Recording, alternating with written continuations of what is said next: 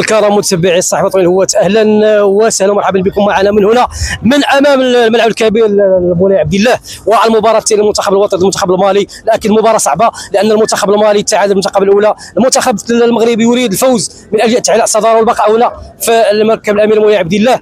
يحضر معي جماهير، نحاول ناخذ ابتسامات. الاسم ديالك منين جيتي؟ انا سميتي احمد وجاي من كندا مونريال. جاي تشجع الفريق الوطني؟ بيان سور من دو لوان جينا هنايا باش نربحوا ان شاء الله، ما يشوهوناش. اليوم مربوحه 3-0 ان شاء الله. شكرا لك.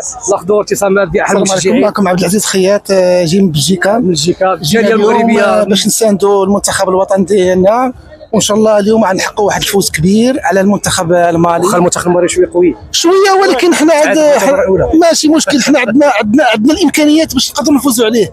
غير شويه الركراكي خاصو يوظف اللاعبين مزيان اكيد، عكس المقابله الاولى اللي وظف لنا الصابيري في الجهه اليسريه. نورمالمون يلعب هو وسط الميدان هجومي ويدخل الزلزولي، ورحيمي يخليه يستراح واحد شويه وندخلوا الكعبي وان شاء الله 3-0. معك انا كتفهم في الكره مع المشجعين. السلام عليكم، معك كمال اوشنت، هو من الجاليه المغربيه المقيمه ببلجيكا. جيت مع صاحبي مرحبا بكم. عزيز. مرحبا. اليوم كنتمناو ان شاء الله اليوم المنتخب المغربي يفوز ان شاء الله ب 3-0. كنتمناو. مشاهدينا الكرام، خدينا التصريحات ديال العنصر الذكوري. الان معنا نون النسوه، وهذا تدل على انه عشق وحب الجماهير المغربيه لكره القدم والعشق والعلاقه الوطيده ما بين المنتخب الوطني والعنصر النسوي. غناخذوا ابتسامات. الاسم؟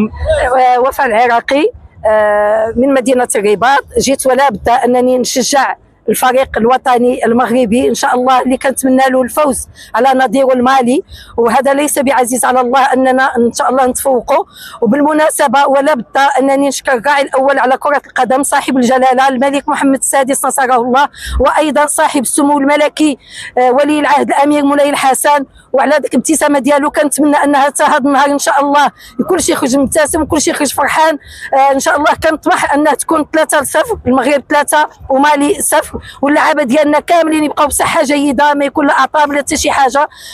وما نخفيكم السيغان انني هذا النهار هذا قمت بذكر اللطيف، بذكر اللطيف للمنتخب المغربي، وكنتمنى من الله سبحانه وتعالى ان يستجب لنا. شكرا لك، ونتمنى فوز المنتخب المغربي. لا دائما هنا ناخذ ابتسامات الجماهير تقاطر على الملعب مركب الامير مولاي عبد الله، رغم ان هناك امطار لكن ربما امطار خفيفه. نتمناو الفوز المنتخب المغربي باش تعلن الصداره ويبقى هنا بالمركب الامير مولاي عبد الله.